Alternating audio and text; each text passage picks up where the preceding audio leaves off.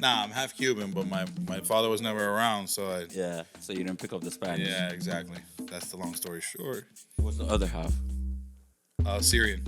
Syrian. Yeah. Damn, you Syrian Cuban? Yeah, it's weird. Sheesh. No, That's a fucking damn. it's crazy. That is quite a mix, dog. You got freaking Castro and Osama bin Laden.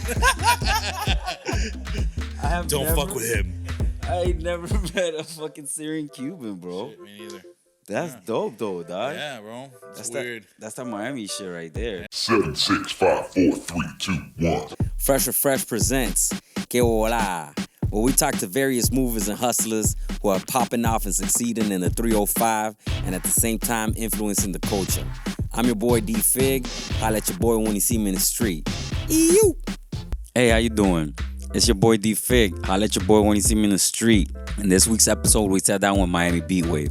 He's a versatile and cutting-edge music producer that stands out from the competition with his diverse and boundary-pushing productions. He has credits with Dead Prez, N.O.R.E, Mayday, Locos Por Juana, Killer Mike, Joel Ortiz, DJ EFN. The list goes on and on.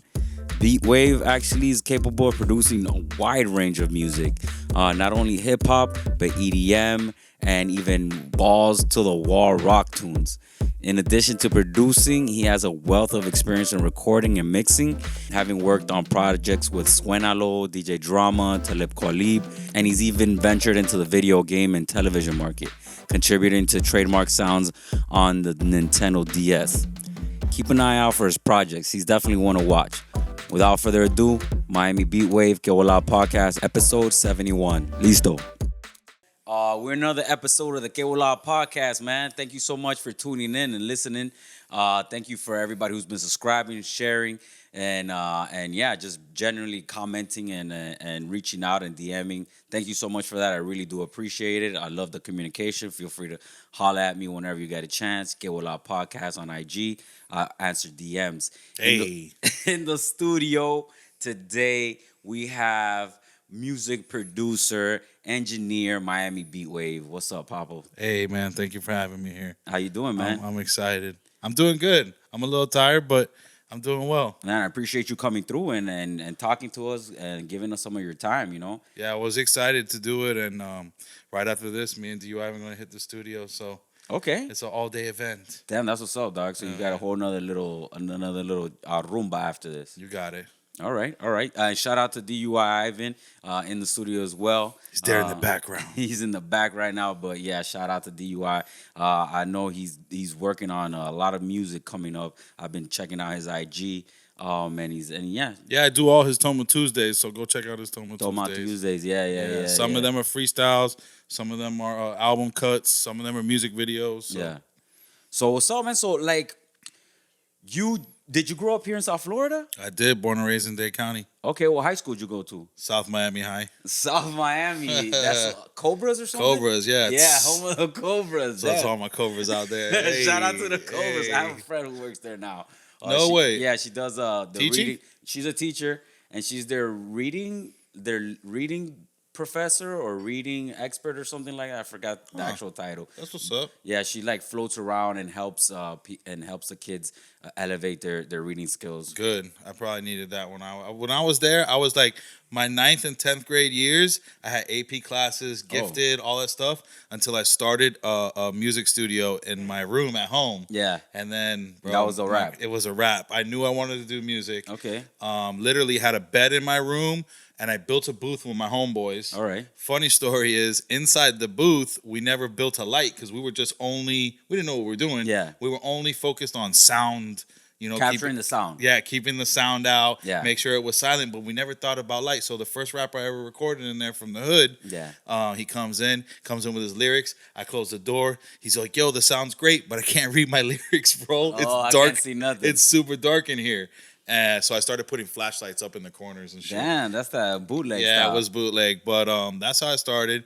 And then, my grades started to slip down at South Miami. But I still graduated. Shout out to Cobras. That's what's up, man. That's what's up. I mean, so you've been fucking around with the music industry since back then? Yes, sir.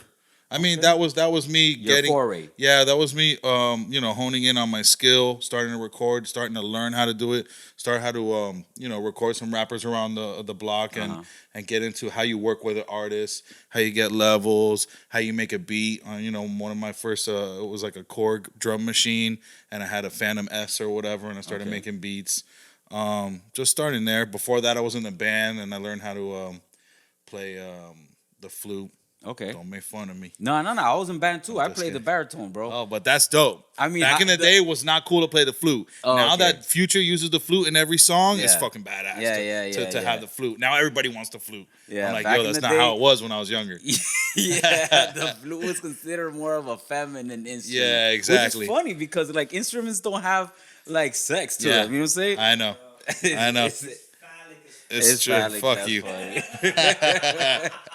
But at the end of the day, it at least taught me how to read notes. Yeah. Taught me how to work with other people, work in a band, and just see how that whole process works at the end of the day. Yeah. So that was the start. Before I actually went into a career, I would say my career started maybe a year after I got myself together and a new studio running after I graduated Full Sail. So that's when I went to college. All right, so you went to college to garner the skill sets that you needed to do music production and You got it. Yeah, I went to a university for engineering. Okay. So it was just strictly science and engineering, my degrees in science and stuff like that. So they don't really teach you how to read notes or make beats or anything like that.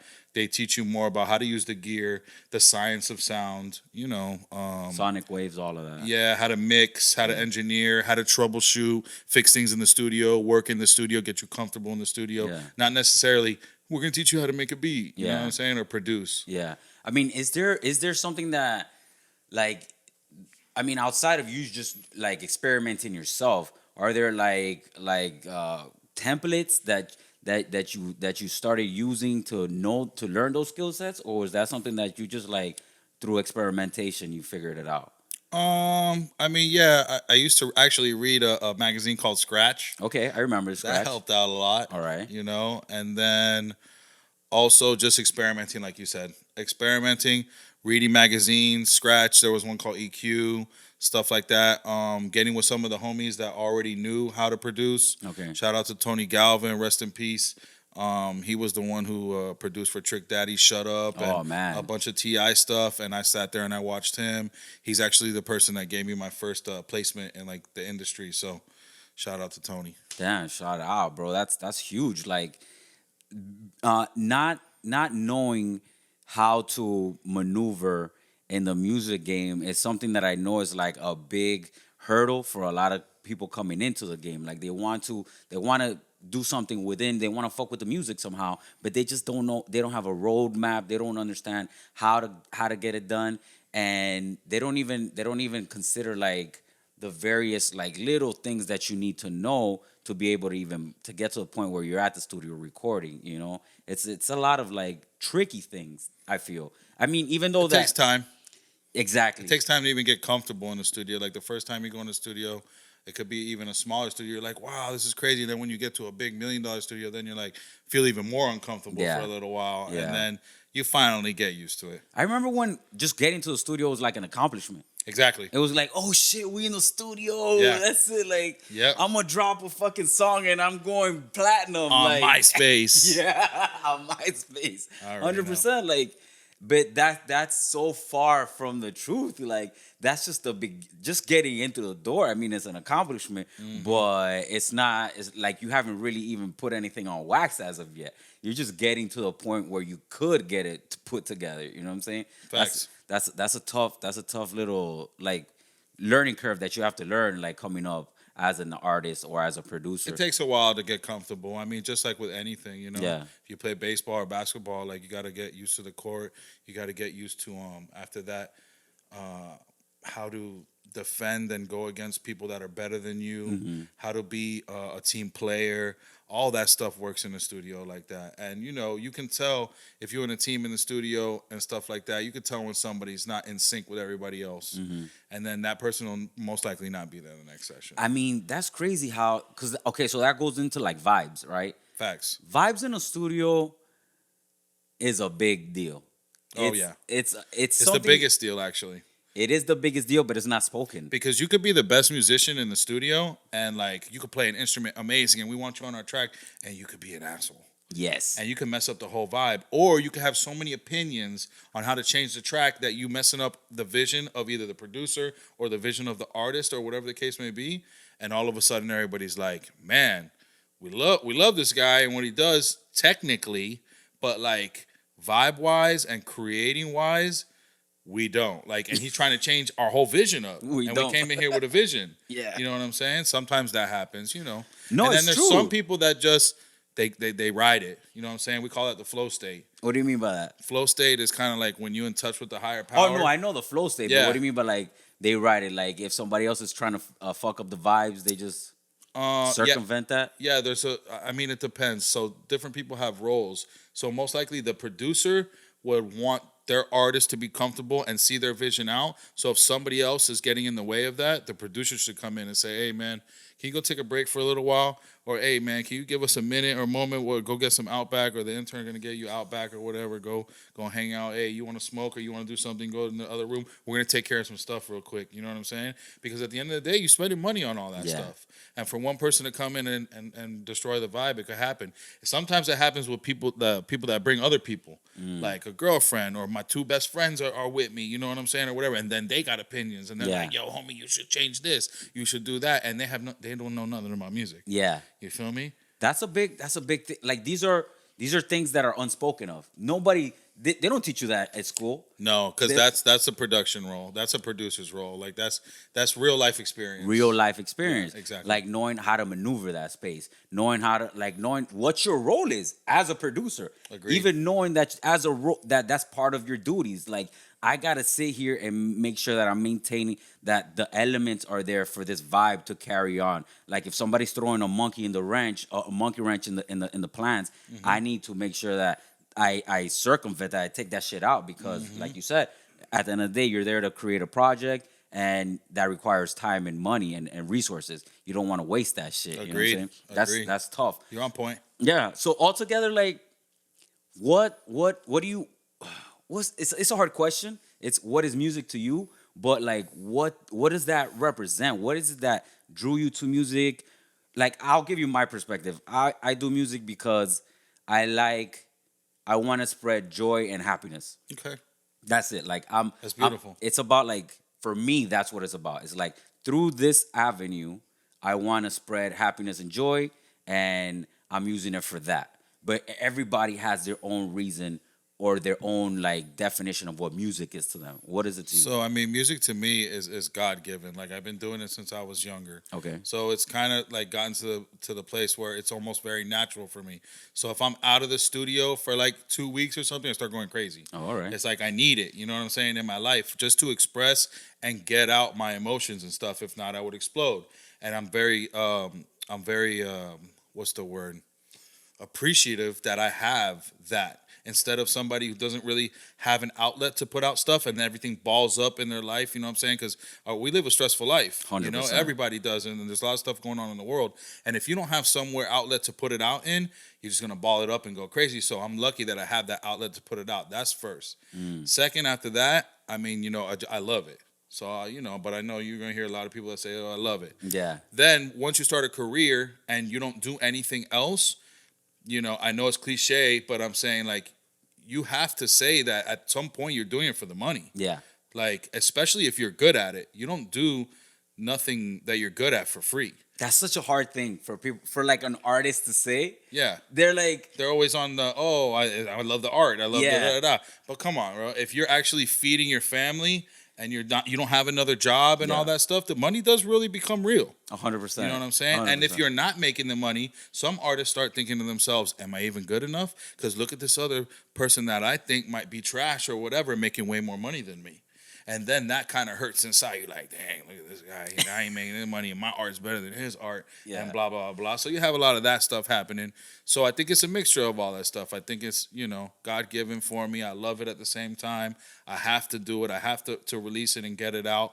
And at this point in my career, since I've been doing it professionally for 10, 15 years, like, it is still about the money too. You know what I'm saying? I'm not going to just step in a studio because because I love it and not be getting paid. I need to love it and get paid at this point. You know what I'm saying? Because I'm bringing something to the table. I feel you. And I'm working. I work my ass off. You Yeah. know what I'm saying? Yeah. For this. So especially at this stage in your career, you've put in so much dues that it's like everything that I'm bringing to the table is valuable. Exactly. It's not like I'm bringing something to the table that's just like whatever, like any other person that's just starting off with. It's like, no, I'm bringing you like jewels. Yeah, and it also depends on what I'm doing in the studio. So I do a lot of things. At the end of the day, most of my days are spent engineering and mixing. So like a lot of people pay me for studio time to engineer, record them, mix, all that stuff, which takes a while, takes money. You got to rent out the studio, so on and so forth.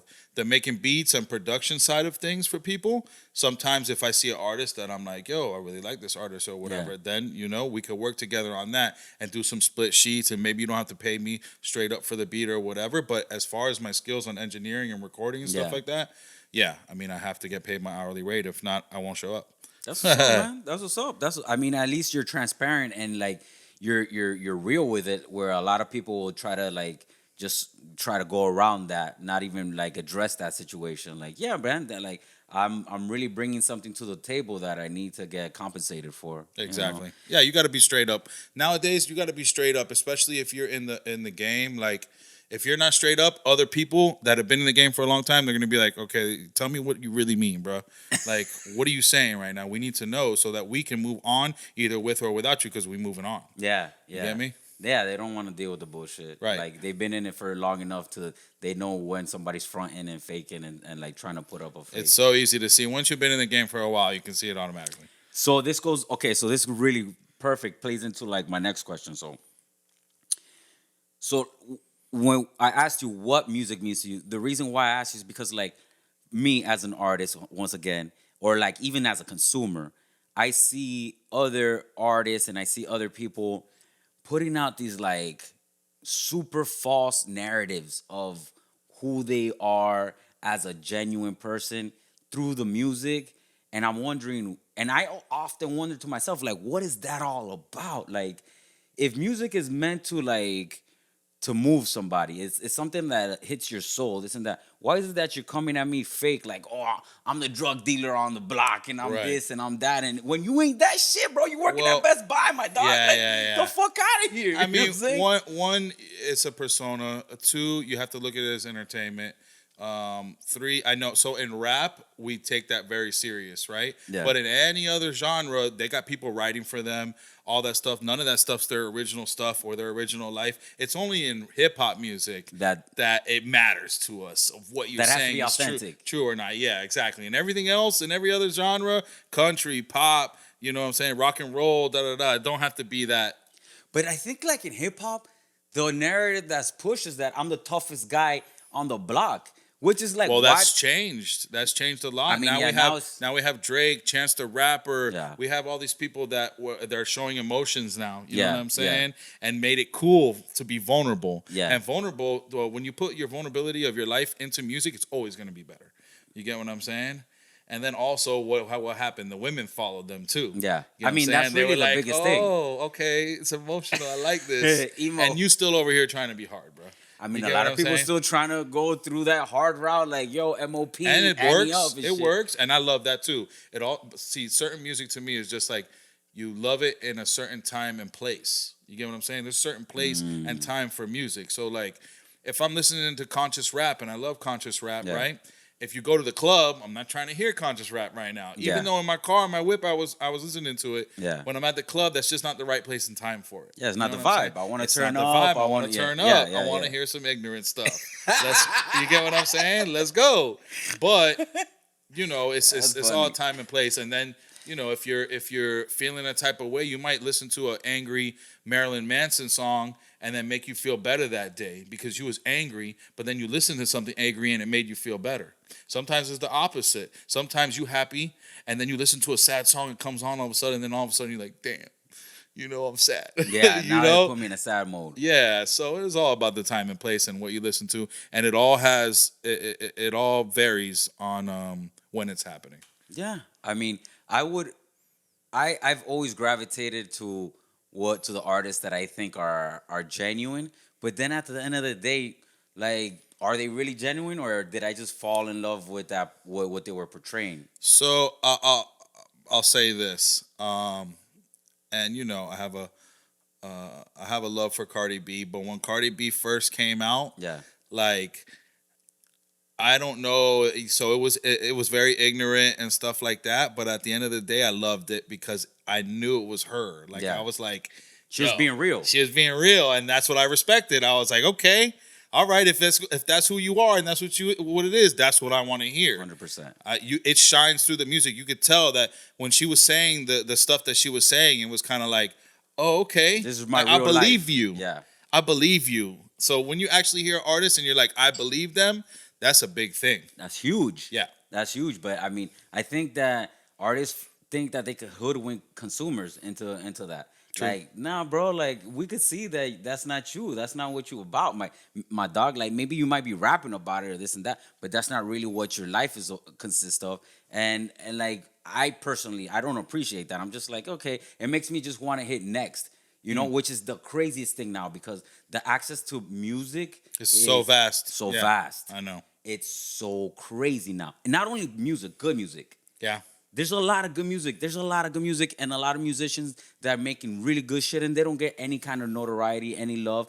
But you just you could fall into their music Through playlists or similar related songs to somebody else who's big. Yeah. I mean, at the end of the day, I would say to people like that is that keep your good songs, keep that good music going, but find an investor to promote, market, put some money in the back of the back end that you're missing, because you can have a good product, but without the distribution and the marketing and all that stuff, your product just sits there in the closet. You know what I'm saying? Or on your hard drive, for instance. That's perfect. You know? I was gonna talk on this subject. So music has two parts to it: the creative side and the business side. and the business side. Yeah. So a lot of people hyper focus on the creative side and give very little to no effort or time to the marketing and business So side. that's the misconception of that, which is, I'm such a good artist, somebody's gonna find me. Yes. And somebody's gonna do it for me. Somebody's gonna put the money behind me and all that stuff. And then there's some people like Russ that they put the money behind themselves.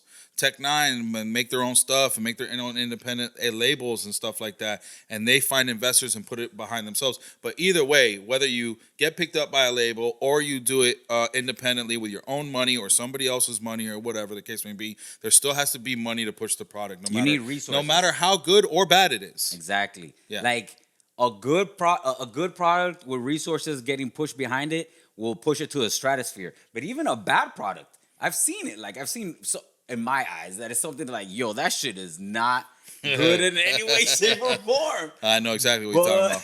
But it has so much resources being pushed at it Yeah. that it just blows up to a next level, and you're just like, And on a sheesh. side note, some of the stuff that maybe is not for your taste, Yeah. there could be, 10 million people that it is their taste. And we can't say it's not art or whatever. You could say it's good art or bad Yeah. art, but we're going to have to say it's still art. Oh, 100%. You get what I'm saying? Yeah. And at the end of the day, if these people are actually feeling it and the new generation is feeling it, who are we to say it's wrong? Who are we to say it's bad? That's just our opinion. Yeah, it's like then you get stuck into the old man. And you're a hater, and you're this, and you're that. It's true. At the end of the day, that's what happened when mumble rap came out. Yeah. But Fela Kuti was doing mumble stuff that everybody loves for way before mumble rap. You know what I'm saying? Fela Kuti started we didn't know what Afrobeat. he was saying. Yeah. And we loved it. Yeah. You know what I'm saying? So like, it all depends on the feeling. There's another thing with mumble rap. If you feel it, even though you don't know what they're saying, you feel it. Just like when Kurt Cobain was singing sometimes. We felt it. We didn't know what he was saying sometimes. 100%. You feel me? 100%. Yeah, that grunge was like, you felt it in your soul instead of like listening to your ears. Like, you felt what the fuck Nirvana was trying to tell you. I think it goes back to that saying of, it's not what you say, it's how you say it. You know what I'm saying? Yeah. That makes you feel something. It's 100%. But once again, without the resources pushing it and getting it like viewed by, not by the masses, but at least by a good group of people, like that art will just sit in the corner and really never get that shine that it deserves, you know? Agreed. And that's something that a lot of artists and producers and people in the music industry haven't really fundamentally understood, you know? I'm just recently working in this particular space, and I'm understanding like, okay, we could make the coolest shit that we're like, in the studio think is the coolest, right? But if nobody hears it, it ain't the coolest to nobody. Yeah, it ain't that's shit. true. You got to get it out there. You gotta get it out there. And then sometimes you be like, yo, this song is amazing. We love this song. You and your group, we love this song. Everybody was a part of it, right? And there's another song that you got on the album that you're like, this song's whatever. And then everybody loves that song. 100%. And then they make you perform that one. Yeah. And you like, what? Like what? Makes no sense. It's see, at the end of the day, you really need the regular people and the fans to tell you whether they like it or not. Because remember, all artists are going to have opinions. Yeah. Everybody in the music industry and A&R, they got opinions on your music and how to change it. It's going to be nonstop. Yeah. But the fans and the people who still look at it that don't do music, that look at it like magic, like we used to look at it more back in the day. Yeah. I know there's a lot of behind the scenes now and you can see what's going on. Yeah. But back in the day, it was more like, yo, we looked at it as like magic. Yeah. So to those people that still see our stuff as magic, those are the people that we need to listen to. You know what I'm saying? Which one we're gonna put out as a single and stuff like that. What's that called when you put everybody in the room and focus group? Thank you, Evan. Yeah, I mean, focus groups are don't put artists in your focus group. Put fans. Put real fans. Yeah. Like, so how do you try to go about building a fan base? I would say online presence, obviously. Yeah. After the online presence shows. So most IRLs? No, like shows, like performing. Yeah, like in real life. Yeah, in real life. Yeah. Like IRL. Oh man, what does he mean? In real life events. I was thinking URL. So at the end of the day, in real life. So this is how you get the hardcore fans. Yeah. Meaning something that going back to Tech Nine, Russ, these people actually went out on stage, right? And after the stage, went and touched everybody, took pictures, hugs, what's up? They go home with this experience of Russ and Tech Nine and be like, yeah, I got his shirt. Oh, he signed my stuff. He was nice. I talked to him for 5 minutes. We took a picture together, da-da-da. Now that's a hardcore fan for the rest of their career. Yeah. Those are the people that when their stuff drops, I'm gonna pay 99 cents for that, $1.29 for that single right there when it drops. Because they took them home with them. You know what I'm saying? Like they're part of their lives now. I met him. I like his music. I relate to him. Da-da-da. It's not just some guy with pictures on the internet.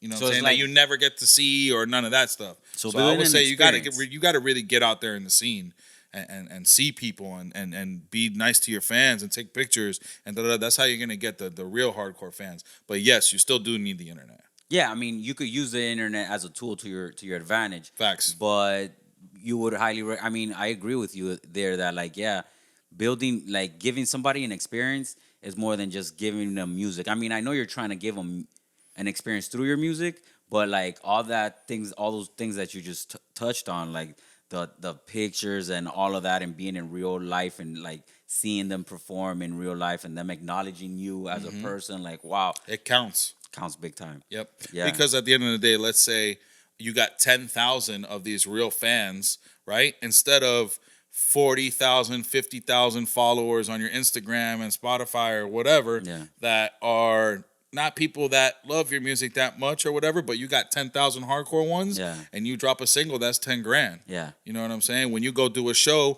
that's packing out 10,000 in the show. Yeah. Because they're real fans. No, and that's besides the fact that... And 10,000 is not a lot for as many people there is in the world. 100%. So it's very, very plausible that it could happen. Plus, that one of those 10,000 will bring a friend with them normally. Of course. So then it's not and then they're going to become a fan. And then they become a fan. You got it. Yeah, it's one of those things that it's beyond your thought process when you're creating the music because you're just trying to create something that you feel is cool music and like jammable. But then like when you want it to grow and you really want it, when you're really thinking to yourself, what am I really doing here? Is like trying to touch somebody with his music and then create an experience beyond that is even better. You know what I'm saying? How do you as a producer try to not get trapped in genres? Oh, well, I just came out with an R&B album last year that went number 2, right under Aaliyah's greatest hits. And then this year I dropped a pop album that was number 4 on the charts, right under Lizzo and Harry Styles. Congratulations! And then most of my career, everybody knows that I do hip hop music. As an engineer, I have engineered gospel, heavy metal, all that type of stuff. But as far as producing, I've done some pop, Latin, R&B, you know, type stuff, and hip hop, of course, which is what most people know me for. So I wanted to break out of that and show people that I could do more and be more versatile because, as a producer, I don't have that stigma as an artist that kind of like has to stay in this lane. Like I can be here, be there, da da da. It's one of the reasons. This is a weird thing to say. When people ask me, why don't you have no tags on your beats? Yeah, because it's kind of like I don't want my tag to be heard on one hip hop song. Let's say somebody didn't like that hip hop song. Yeah, and then I do a pop song or whatever, and you hear the tag, and they're automatically turned off. They're like, oh, last time I heard that tag, I didn't like that. But I'm doing something new and different for you. Maybe you didn't like the last one, you might like this one. So I don't want to keep myself in that box. That's the reason I don't put tags at the end of the day. Yeah. Even though a lot of people say, oh, they're going to steal your stuff, Well, we got lawyers for that. Yeah. You feel me? Steal the stuff. We want you to steal the stuff. Go ahead. Yeah. You know what I'm saying? Marry and reproduce. Yeah, you got it. I mean, but yeah, I mean, it's one of those, it's a very, like, I don't know how, a touchy subject with some producers because some people feel like genres are bullshit. It's like genres are just like made up by the industry. Yeah. I mean, and then you have some genres that are, okay, so like house music, and then you got big room and ambient music, and then, deep house music, and there's a list of 100 house genres or whatever. Techno, I get it. And then but so nowadays we are mixing a lot of genres together, and you hear it on the radio, you hear it in people's music, which is a beautiful thing, right? But I feel like genres are still important because at the end of the day, if you want to make a reggaeton song, right? If you don't put boom, da boom, da, da boom, da, most likely it's not reggaeton. You get what I'm saying? So there are certain things about genres that you have to have those elements in there to make it that genre. Okay. You can change everything else, but those certain genres you have to put this certain type of thing in, and that's what makes it that genre. I mean, yeah. I like blending everything, but like what you just talking about, like on reggaeton. Reggaeton is one of those genres that is highly influential in the Latin community. I would say it's probably the number one genre in the Latin community right now by far. Yep. But it has, to me personally, it's gotten a little played out. You know what I'm saying? I mean, it's been a while. And I've noticed a lot of reggaeton artists now trying to switch it up completely, like going into way different music types that they hadn't done previously. And I think it has to do with that. Very true. That people are just like, yo, I'm tired of this doom, that, right. over and especially in America. But if you go out of America to the Hispanic countries, they're still very much on reggaeton and still much very, very popular and so I think that's more of an American thing right now. Oh, that we're already jaded with it. Yeah, a little bit. But the other countries are not. It's a fact. That's crazy, man. Yeah.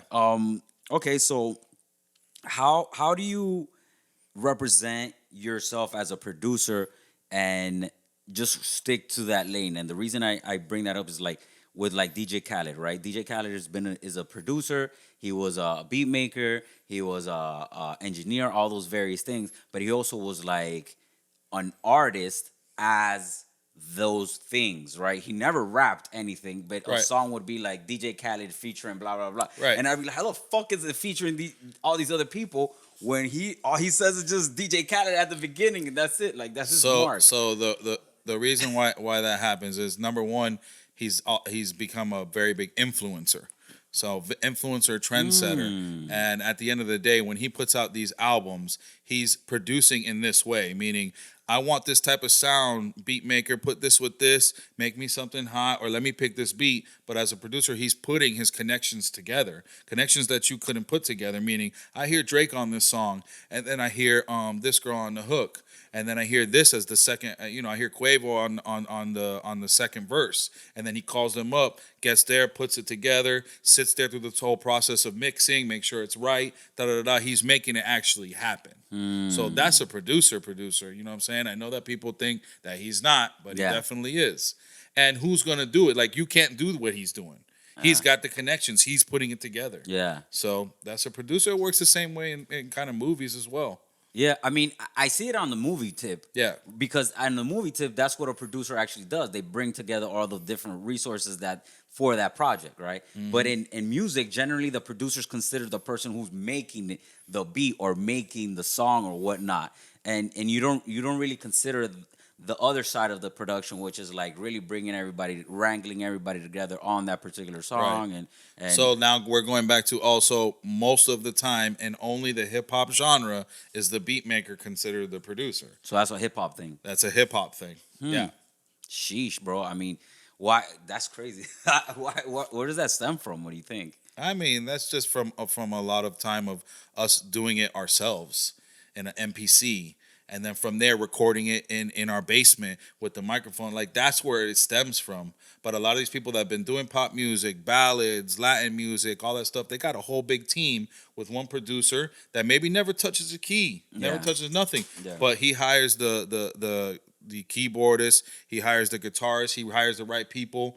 Maybe he even wrote the notes, you know what I'm saying, or whatever. But he's there through the whole process. He says, "No, we don't like that take. We like this take. Hey, can you sing that better?" Da da da. But he's not necessarily touching a beat machine like this. Yeah. You get what I'm saying? Yeah. That's kind of how it works in other genres, in layman's terms.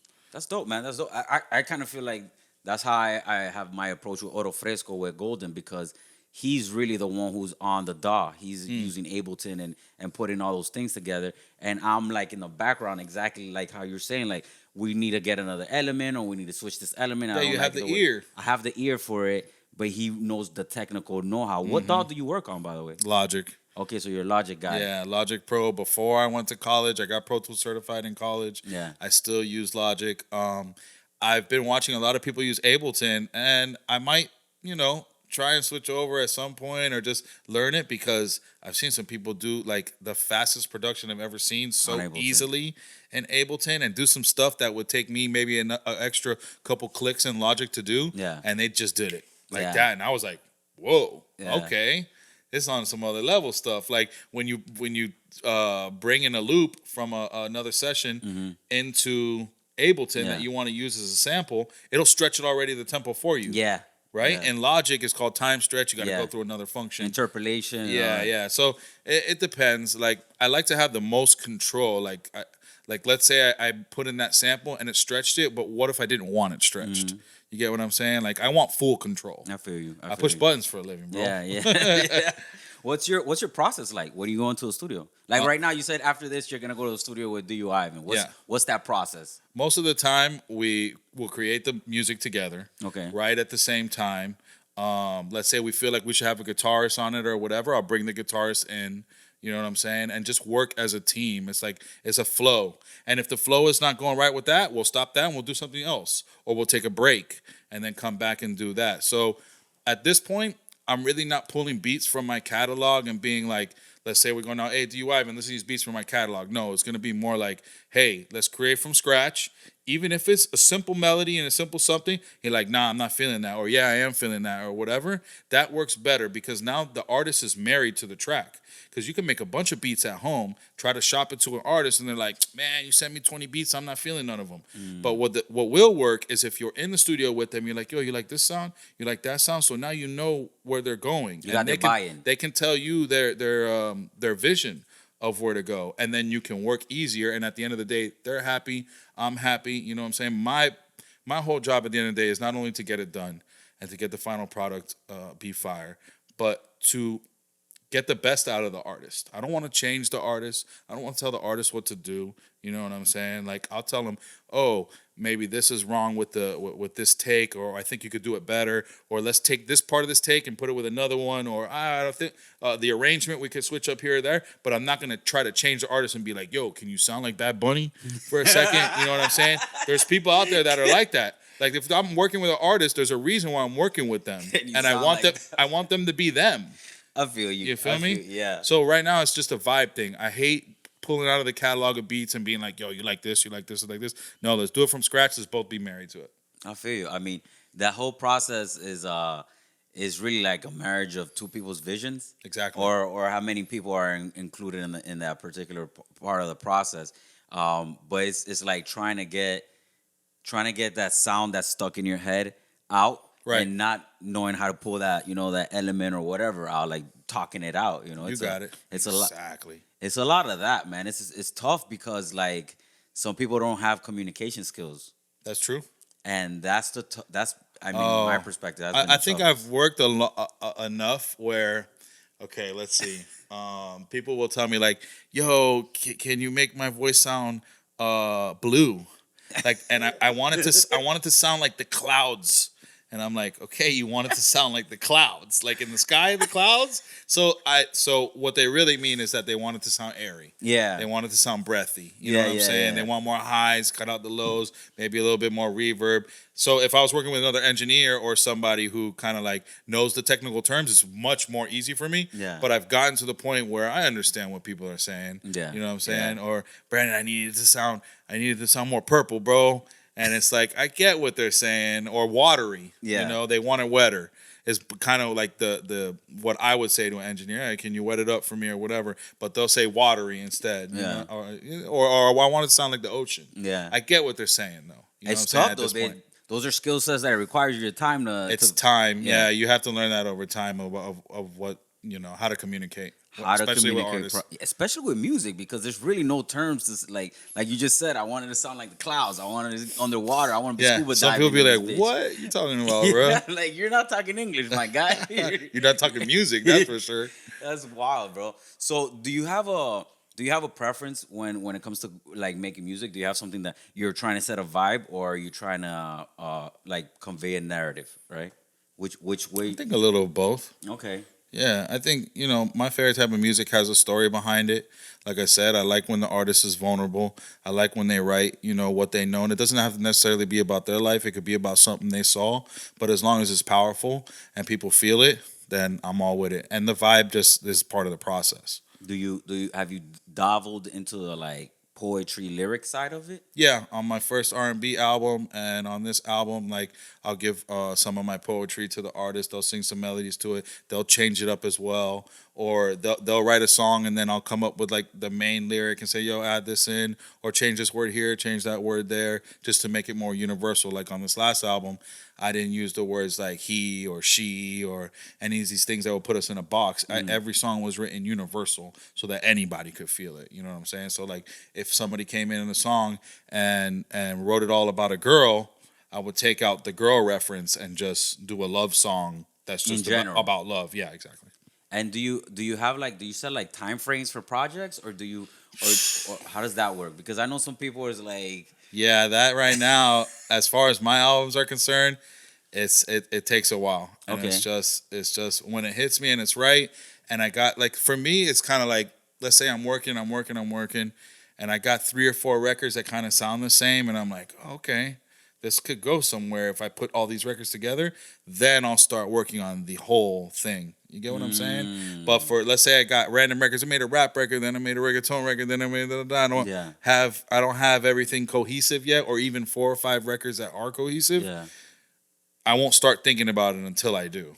So you don't actually start with the project in mind, like I want these 4 songs to be like this. The R&B one I did. Okay. The pop one I didn't. All right. So I guess it all depends. Yeah, it depends on like on the. It also depends on how busy I am with all my other artists and producing for them. Because doing my own stuff takes a lot of time out of me. Yeah. You know, and at the end of the day, I'm still working with all the other artists, and I don't want to not give them their time as well. You know. What do you prefer though? Do you like to work more on your both. own stuff? A lot of those artists that I work with, I bring them in on my projects. You know, so it's just as long as we're working, I'm happy.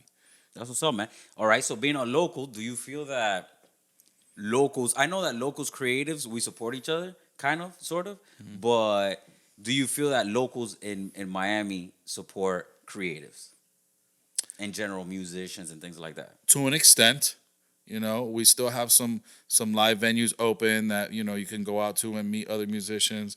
And I think maybe face to face, there is a lot of, yo, man, heard your work, love your stuff, da-da-da-da, but there's nobody really connecting them to say, hey, come and work. You know what I'm saying? Or sometimes one artist in Miami might be like, yo, love your work, but I don't want to fuck with you like on my tracks. You know what I'm saying? Love what you do, love your stuff, but your stuff's not for me. Yeah. You know what I'm saying? Some people will not tell you that. You know what I'm saying? Like some artists will be like, just kind of like stop responding to you or whatever the case may be. And I think that maybe some people should be more upfront about that. It's like, yo, I love your stuff, but it's not for me. Yeah. Yeah. I don't want it on my album, or vice versa. Yeah, like I know earlier we were talking about how like the creative communities like in Atlanta and New York and stuff like that, they really champion each other and try to get each other to that next level. And you said that here in South Florida is like we're like crabs in a bucket. Crabs in a bucket. So one crab is trying to get out the bucket and be successful or whatever. Another crab is trying to get out the bucket too and crawls over them, and then they both fall down in the bucket. That is so true, man. I love Miami. I mean, it's Miami beat wave. You know what I'm saying? This is where I grew up, and it's something that we need to fix. I'm gonna stay here until we fix it. You know what I'm saying? It's tough though. But it is tough. That's how we were raised. It is. I've been raised here my whole life. It's kind of how we were raised. It's kind of the stigma. But we have been changing. Yeah. You know what I'm saying? Like we just had Art Basel. Now you can see all the artists messing with each other. Yeah. They're out on the town. Even painters and stuff like that. They're starting to mess with each other more. So I think we're getting over it slowly. Yeah, I agree with you there. It used to be way more severe, that type of thinking. Back in the day, it was bad. Yeah. Yeah. It was like, I don't mess with you. It's like my fiefdom. I don't mess with you. Yeah. This is mine. Like, don't even come close. It's gotten better. It's gotten better. That's dope. Do you prefer doing like, I know that you also beyond doing just like regular music with artists and things like that, you do music for commercial work as well. Yeah. I seen that you did things with the Marlins and you did things with Nintendo, things like that. Yeah, I work with a band called Danger Flow actually, and their song made it on the Marlins commercial. Me and D.U. Ivan did a actual Jordan commercial for Soulfly. Shout out to Soulfly. It's a sneaker. The sneaker shop. Boutique here in Miami. I've done some stuff for Nintendo video games. Back in the day, a Tiger Direct commercial. I don't even know if they exist anymore. No, Tiger Direct got bought out, but yeah, I remember. I don't even know. So yeah, and I love the commercial work. It's dope, and it's a check straight up. So yeah, you don't have to wait for your royalties or nothing like that. It's cool. That's what I was gonna say. Like, do you like? Because of that aspect of it, do you enjoy that part more than like having to go the other route? Okay, so sometimes it's a little difficult because when you're dealing with big companies that you're doing the music for them, you're talking to a music supervisor, right? This music supervisor tell you, hey, I want this, I want that, da da da. But then they take that to a board of people who know nothing about music, right? And they're watching the commercial with the music, and they're like, oh, well, I think it could be different. Da da da. You already spent a week on it. And then this music supervisor says, well, they want to go a different route. And you're like, music supervisor, you told me you want to go this route. This is what you told me you wanted specifically. But he don't even know because the guys at the top are now telling him, can you please change it for us? You get what I'm saying? So that's the in bullshit. Nice words. Yeah. I'm using all nice words. Yeah. So then it could be a rigorous process. You're getting paid this one flat licensing fee or whatever to create. But at the end of the day, they could keep coming back and saying, no, we don't like it. No, can you do it this way? Can you take out that? And it takes a long time. Especially like if you're working with people that are out of the country, like in Japan for the Nintendo stuff, like, bro, my check didn't come in until like 3 months later after the whole job was done. Damn. Yeah, and it wasn't like I could go over to the office in Japan and just be like knocking on the door like, hey, where's my check? My flight would have cost more than what they paid me for. You get what I'm saying?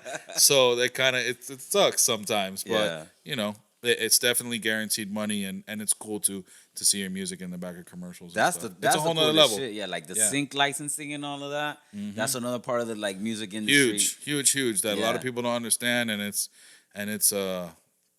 beautiful. It's big. Yeah. It's you have to submit in a very certain way. You have to have all your fucking I's dotted and your T's crossed. You have to have all your splits. You have to have all your stems. Yeah. You have to have everything only when you submit. Yeah. That's all got to be taken care of before you submit. It's not like I submitted my MP3. You guys want this in the back of your movie? Yeah. Like, it don't work like that. Yeah. Like, because most of those people are trying to grab stuff on the fly, like, we need that right now because we're showing tomorrow. Mm-hmm. And if you don't have all that already in a folder for them that they have in their catalog, where you already have the stems and they show you the splits and all that, where they can just send you a contract and be like, yo, how much? Yeah. Boom. All right, we're airing this tomorrow. We're syncing it up right now. That's really how it works. So they need to already have all that done in their catalog. Once you have all that, then it becomes cool. But it's work. It's a lot of work. It's a lot of work that you might not even see a check for. because you might not even get selected. That's true. That's the crazy part. I know that some people are like adverse to that. They're like, I don't know if I want to do all the work for no reason. For no reason, because I might not even get picked for this or that. I mean, I have a friend right now that does soundscaping for documentaries for Netflix. Cool. And he was explaining that to me. He was like, there's a lot of little things like you're mentioning behind the scenes before they could even select your song to go on to. I mean, it would be the dopest shit to hear your shit on Netflix. It's a mission, but anything that's worth it, man, takes work. You know what I'm saying? 100%. Sometimes you're gonna hit and sometimes you're gonna miss. That's. But if you don't do it at all, you're gonna miss 100% of the time. And so throughout this whole journey, what do you feel has been like your biggest challenge? Something that really like, damn, it took me a while to overcome this or that I figured this out. I would say that there's a couple big ones. Okay. One is staying consistent. You know what I'm saying? Like, even when you feel down on either your talent, your music, or you don't feel appreciated, or you ain't getting enough money, or whatever, to keep going is difficult because a lot of people stop. So that's number one. Number two is just dealing with the business and the artists in general. There's going to be some people that don't like you. There's going to be people that love you. There's going to be, little problems with business-wise, you know what I'm saying, trying to get your money from somebody or trying to get your credits from somebody. That's a major thing, too. Like, some people don't want to give credits out. Or maybe they don't, maybe they do, but they don't know how to in this new digital age. Like, you go to Spotify and you're not in their credits as a producer. But maybe they just didn't know how to upload that. Exactly. You get what I'm saying? To the distributor or whatever. So there's a lot of things you got to fight for out there. It's a process. Yeah. Just takes time. Those were the key things that took you a minute that I was like, damn, I need to figure this out. I would say so. That's dope, man. That's dope. And who was your biggest, like, going back to the music, who has been your biggest inspo? You said you started this like in 10th grade. So like, who was your inspiration that you were like, damn, this is the shit. This is the fucking shit I want to do, bro. Well, musically, when I was younger, I was listening to, like Elton John, Freddie Mercury. Oh, snap. A lot of rock, and then a lot of rap like Run DMC, L Cool J, stuff like that when I was younger. And then kind of grew from that. And I just saw Elton John live in his last concert. Oh, shit. Yeah, I flew all the way to Texas and watched it, and it was awesome. You know damn, what I'm saying? That's an experience. Yeah, and he actually gave a little speech about like how he's given his life to the game. He's given his life, to music and stuff like that. And now he feels like he's got to stop because he loves his family and he wants to be with his family. That's a whole nother issue that's hard to get over, is spending so much time on your craft that, you don't come home sometimes. And then your home life, that's a whole different thing. That took a long time for me to, to reconcile. Yeah, because at the end of the day, it's hard to have relationships. It's hard to not be with your friends. Your friends will be like, oh, look, P. Diddy's here, bro. Trying to joke with you because you don't show up ever. But when you show up, they joking with you. You know what I'm saying? You know how the real friends joke with you. Yeah. They got confianza. Or girlfriends through the years, they can't put up with not having you around for a while. You know what I'm saying? Because you're busy. In the beginning, they love that you're an entrepreneur. They love that you're grinding. But then when you're not there and you're not spending the time, it could take a toll. Same thing with family. Same thing if you got kids. Yeah. It's the same thing with all of them. Where you spend your time is really supposed to be what you care about. Yeah. But I care about my family. That's the reason why I'm doing this, so that we can have some generational wealth, 100%. That's the one thing that really drew me to like music and creative in general. Like having IP, intellectual property, that is yours. And that it's a beautiful thing. It is a beautiful thing. And especially if you get some IP that really flourishes. You know what I'm saying? Mm-hmm. Like, for example, I always say like Resident Evil. That shit came out of like a movie, out of PlayStation video game. Yeah, PlayStation 1, I remember. Movies, they got TV, they got cartoons, they got merch, they got all kinds of shit off of that one IP. Multiple movies. Like, no, now they got a TV show. You're right. Yeah, Netflix. They got all of that IP, bro. You know what I'm saying? So like, if God blesses you with the opportunity to have one of those IPs that really blows up, You Gucci. Like you could have a song. I've even thought about it, like a song could turn into anything now, bro. To be the theme song for Friends. It could be the theme song for Friends. You And could be the it's Rembrandt 6 seasons. brothers. 6 seasons in, and you just still getting checks. As fuck. Well, What do you mean? yeah. I was listening to that shit last night because my wife was watching reruns. There They you still go. making checks. That's what I'm saying. So when they ask you, yo, what's your job? Like, I walk to the mailbox every 3 months and I grab a check of something I did a real long time ago. And it's awesome because if you're a producer or artist, you could have 10 of those. Yes. And then you get real big checks every 3 months, and then you just and you golden, you Gucci, and Yeah. that's something that passes on to your family. Exactly. You're leaving them something that's like a real asset that Mm-hmm. you're leaving them. But a lot of people don't consider that when they're originally starting off in the industry, because right? they want the money right now. Exactly. I get it. They want that ASAP Rocky money. Like, let's get this now. But I mean, the IP money goes longer. It goes Agreed. so much longer, bro. Agreed, my bro. That's. I mean, so what's your future goals, man? What are your endeavors? What are you working on right now? I'm trying to get more that I could answer this real easily. I'm trying to get some hit records, some platinum records. You know what I'm saying? Bro. Like, for real, some bigger placements and more sync licensing opportunities. Both of those. That's what I'm focused on. Damn, that's what's up, Simple. dog. Yeah. Bro, that's contagious, dog. I like that energy, man. Like yeah. 100%. That's that. I wish that you get a Grammy and that you get like as many top 10 Billboard hits as possible. Yeah, I love dog. awards, but you The know, money I'm better. trying to come for the money right now. Fuck the Awards is great. Awards is great. Of course we want a Grammy. Yeah. Of course I want to take my mom to the Grammys. You know what I'm Yeah. saying? Like, that's awesome. That notoriety will bring more money as well. Yeah, Mm-hmm. the Grammys. To bring attention to things and bring in more money. Yeah, Big facts. Yeah, Big that's- facts. People have never seen him best picture, and all of a sudden, as soon as he wins best picture, everybody in the world goes like, Best picture. Yeah, it's a truth. That's true. That is 100% true, And everybody man. wants to go. Record of the year, nobody heard it, but then if you won record of the year, it went triple platinum. After. Record of the year. I Facts. mean, there's a lot of politics behind that as well. That I mean, I don't want to touch on too much, but it's just been like those things really do turn me off now. Like recently, like when J Balvin won Afrobeat of the year, Afrobeat Artist of the A Year. long time ago or No, like recently? 2 years ago. 2 years Okay. ago, he won the Grammy for the Afrobeat Yeah. Artist of the And I'm like, J fucking Balvin guy? It's just different genres. Yeah. But I know, but it's J Balvin, bro. Like this is something that I really that bothers me is that like I feel like a lot of the genres that have come out of the hood have been gentrified in the Latin community. Yeah, and especially like reggaeton and things like the that. sad part about that is you have people up top with the money that are already big artists and they steal that style. And then that person who's on the come up won't never Never get that. Yeah, exposure. and then if they do come out with it, they're like, "Oh, but you copy this so-and-so. person, you copy that person." It's when like, it was nah, the yes. it was the opposite. Because at the end of the day, remember, all artists and musicians, artists, painters, all that, comedians, a lot of them go to the ground level. Yeah. You know what I'm saying? Where it's the poor and the poverty and these people who are trying to be innovative with nothing. Yeah. And they're going to them and saying, "Hey, tell me a joke, man." Yeah. Or, "Hey, let me see your painting, man. Hey, let me hear your flow." Yeah, You know what I'm exactly. saying? And they have the money to actually put it out the next day and it'd be boom. Yeah. So it's scary. It is. It's a touchy subject. To this day, I feel like there should be an award named after General because like he literally launched off the entire reggaeton shit. Yeah, like there you go. Like there should be a General award, bro, Yeah. because Buddy literally was the first one out here doing that, and even back then, like that was not respected or loved in any way, shape, or form. Shout out to DJ Blast. I work a lot with DJ Blast. Blast también, bro. He's known as an inventor of reggaeton from As Puerto well. Rico. I did a whole album with him actually called I Love Miami. Okay. I think it's only on SoundCloud right now. At this point, it was a long time ago, but shout out to him. He's always shown me love. Yeah, man. And Let's- he's definitely one of the inventors of that. But Big yeah, facts. bro. So last question: what does success mean to you?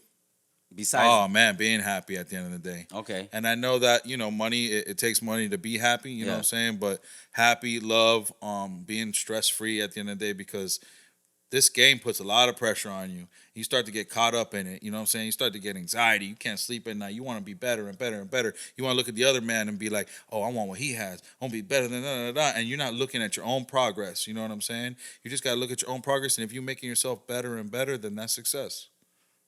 that's true, bro. On a daily basis, if you're trying to be better than you were on the day before, that's kind of one of the things I do. I'm like, bro, I know everything you just touched on, it affects me as well. I try to not do it, like not comparison, none of that shit. But it's just human nature. At a certain point, you're gonna get on IG and you're like, You damn. do. It's gonna happen. You gotta control it. You gotta learn how to control it at one point. It's gonna get you some days. Yeah. It's gonna. It's but gonna. don't stay there. Yes. Don't stay there in that mind state. Yes. Just go back to the positive mind state, making yourself better. Look at your path. That's what's up, man. That's what's up. So, give everybody your handles. Where can they reach out? Where can they like if they want to collab? If they want to do anything along those lines? At Miami Beat Wave, my IG, Twitter, everything, and MiamiBeatWave@gmail.com. Could submit songs, hit me up for studio time, all that stuff. Everything's at Miami Beat Wave. At MiamiBeatWave.com. Yes, sir. That's what's up, bro. I appreciate you for coming on to the podcast. Thank you, man. Giving me an hour of your time and breaking it down Thank with you us. for having me, man. This was dope. Thank you for spitting some of that knowledge. I know some of these creatives out here are really gonna take those gems and run. And hopefully we do get to start, building a better, more cohesive, creative community here in South Florida, for creatives and entrepreneurs, and we could all help each other out, instead of being the crabs in the bucket. Yes, let's help each other out. Have a blessed day. Let's help each other out. So until the next time, you already know what it is. Que Vola Podcast, Miami Beat Wave, your boy D Fig. Like I always say, if you like it, share it with your friends. And if you hate it, share it with your enemies. But just share this Share it with motherfucker. everybody. Yes. Peace. Peace.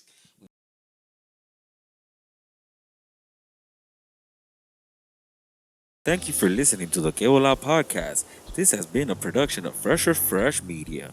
It's your boy D. Holla at your boy when you see me in the street.